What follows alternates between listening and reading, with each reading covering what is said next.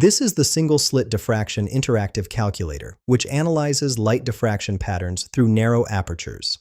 The calculator offers 6 calculation modes through a drop-down menu: calculate minima position, calculate slit width, calculate wavelength, calculate angular width, calculate central maximum width, and calculate relative intensity. For this demonstration, I've selected Calculate Minima Position.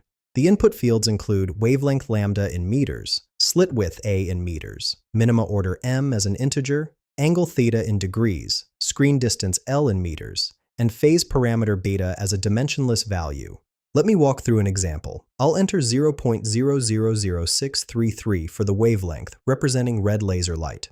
For slit width, I'll input 0.0001 meters. Setting the minima order to 1, angle to 0.35 degrees, screen distance to 2 meters, and phase parameter to 1.5. After clicking Calculate, the results show the angular position and linear position of the first dark fringe, demonstrating where destructive interference creates the diffraction minima on your observation screen.